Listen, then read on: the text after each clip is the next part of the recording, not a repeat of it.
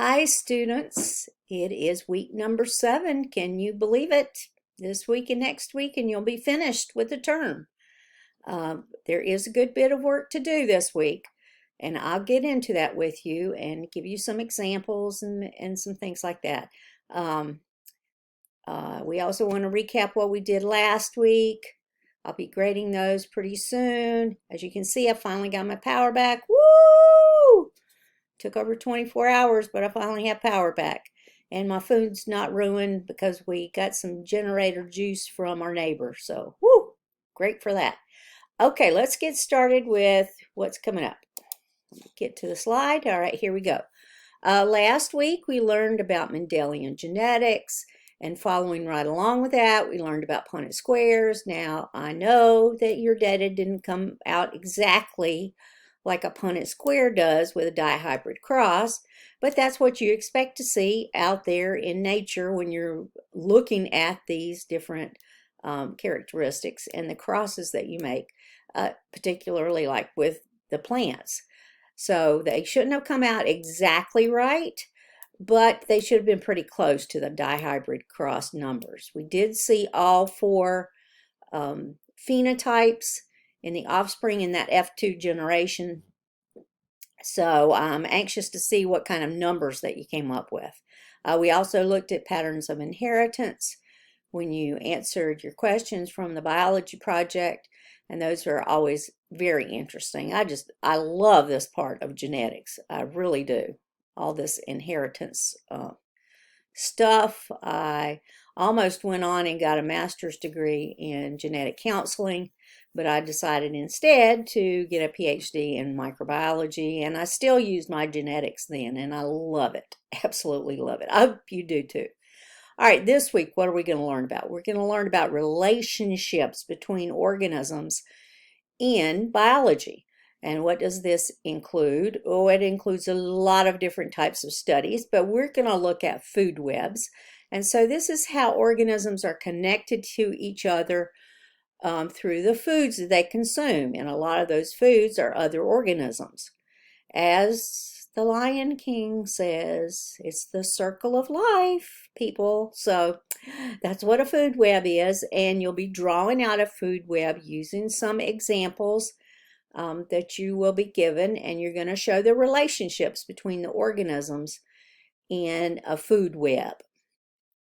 We'll also take a look at some population dynamics. You're going to be using some kidney beans to simulate some breeding pairs of birds. And that was very interesting. You know, the one thing that I learned from that is that I'm really good at guessing how many kidney beans I need to put in my hand before I count them out. How about that? That's kind of weird, but anyway, that's what I found out. So if I needed 32 kidney beans, I'd have maybe 34 in my hand when I counted them out. So anyway, population dynamics, you'll be using kidney beans for that one. And you'll be using different death rates to help you see what happens to the population over time if you have a 10% mortality versus a 50% mortality of the population. You see what happens over time and how also the environment limits the population size, because of course it does. There are only so many resources to go around. And so we take a look at that with the little kidney bean experiment that we did. And then we're also going to be looking at some demographics, and you're going to do that through some gravestone cards. You probably can't get out and look at a cemetery because we've got all these stay-at-home orders in place right now. If you do want to go look at cemeteries and record dates of birth, dates of death, and gender, feel free to do that. But in the kit, in the lab kit, you also have some gravestone cards that you can use instead of going out and looking at graves, because of course that's going to take a lot of time too. If you've never been to a cemetery though, to look at gravestones, especially old cemeteries, they are very, very interesting. When I visited my cousin out in Reno, we went to Virginia City, and there was a very, very old graveyard outside of Virginia City, and we were walking through it, and we noticed how many women died in their 20s. It wasn't really men. There were a lot of babies that had died too, because of course there was very little medical care out there in the Old West back then. But there were a lot of women who died in their 20s, and we figured out that it was probably because of childbirth and the aftermath of childbirth also. So anyway, those are really interesting to look at. But one hint that I wanted to give you if you're using those gravestone cards is to take your stack, so take your set number 1 stack and shuffle them up, because they are put in a certain order, and you don't want all the people in your population to be in their 80s when they die. So shuffle up the cards in each set, but keep them separate if you're going to compare the 2 sets, the 2 different time periods. You can do that, or you can look at the difference between males and females in one set. So you have different options for that, but please be sure and shuffle up the cards before you start using them. Otherwise, it's going to be strange looking, the numbers that you get. Okay, let's see if I forgot anything. Do not complete activity number 4 in your lab on carrying capacity and demographics. So that's one thing that saves you, but activities 1, 2, and 3 do take quite a bit of time. It didn't take me long to do the food web drawing. It just didn't. But the other labs, they really take a bit of time. You have to write down a lot of information for the gravestone lab. So there's just a lot of data there. And if you don't want to write it down, you could put it in an Excel spreadsheet. And then if you know how to use Excel, you can sort the columns. So that's even better. I should have done that, but of course yesterday I had no power, so I had no Excel. One thing I wanted to mention having to do with food webs, population dynamics, and demographics, especially population dynamics, is that we learn so much about organisms by studying population dynamics. And I wanted to give you an example of this.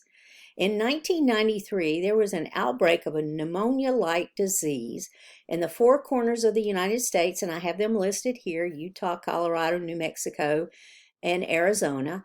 There was an outbreak of pneumonia in young, healthy people, and they were dying. The pneumonia would come on quickly, and these young people were dying from pneumonia, and they had no idea what this was that was causing this pneumonia. And come to find out, it was something called a hantavirus. You may have heard of this before. It was a hantavirus, and everyone in public health was scratching their heads going, well, what in the world? What's different about this year, this particular set of circumstances? Why is this virus killing young people? Well, it turns out that the hantavirus stimulates your immune system, and your lungs, if you are young and healthy, just fill up quickly with fluid and you can't breathe. So in this case, it hurt people to be healthy and have a good, strong immune system. But the other thing that happened was people were trying to figure out why it occurred during this year. And they started looking at the biology of this thing and where it could have come from. Well, it ended up coming from mice. I think in particular deer mice, but mice and rodents carry hantaviruses. This was a new hantavirus. And it was carried by mice, and there were lots and lots of mice that spring. The reason for this, you notice these states are normally fairly dry. There had been plenty of rain that spring, which means that there were lots of plants that made lots of seeds that produced lots of mice. So you see the connection here in a food web. The rain brought the plants that made lots of seeds that fed so many mice, and there were so many mice that they were infiltrating people's sleeping quarters, all the buildings. Mice were everywhere. And one nasty little trait that mice and rats have is that they do not limit their release of urine, and they just urinate wherever they go. So, and they also defecate wherever they go. And so they were releasing this hantavirus through their excretions, and those excretions would dry out, and then people were cleaning up in the springtime around their houses, and they would push this dust up into the air, and they would breathe in the hantavirus, get tremendously sick very quickly, and die. So the most interesting thing about this is not that it was a new virus and we figured out how it was spread, but this is also an area where there are a lot of Native Americans. And there was an old saying in Native American culture that when spring rains come, young men will die. So this actually had been a phenomenon for many, many years, hundreds of years. And the Native Americans understood this and understood the relationship of everything in nature, which of course they do. We're very much detached from nature and sitting inside. Here I am sitting inside using electricity again. So we're very much detached from nature, but they're connected to nature. And they understood the dynamics of this. They didn't know what a virus was back then, but they understood how this worked. So I think that's a very interesting example of food webs and also population dynamics. The reason that there were so many mice is because they were being very well fed by all the plants that had developed from the rains. So I wanted to share that with you. That's an interesting example of food webs and also population dynamics. All right, the other thing that's due this week is your final project. So you have to complete your experiment. You have to collect your data. You have to represent them in a graph or a table, at least one graph or a table. And you have to write this up. And you have to put it in presentation form. Now you have milestones 1 and 2 that I've already graded and made comments on. You include those in this presentation, but you flesh out the information. So you're not just going to have outlines on your slides. This should be in the form of a PowerPoint presentation or something similar to that. You should have around 7 to 10 slides, and if you need to include extra information that would be too crowded on a PowerPoint slide, put those in the speaker's notes because I will read those. So 7 to 10 slides, and you're going to start at the very beginning of the project, your background information, which is in your introduction, your method, which you did in milestone 2, and then your results in your table or your graph, your explanation about this to tell me what's important about what I'm seeing, and then your conclusions. Does this match your hypothesis? Or is your null hypothesis correct? So you will be telling me that. It is very important to use the final project guidelines and rubric. I have it here, but I will also have it in the announcement.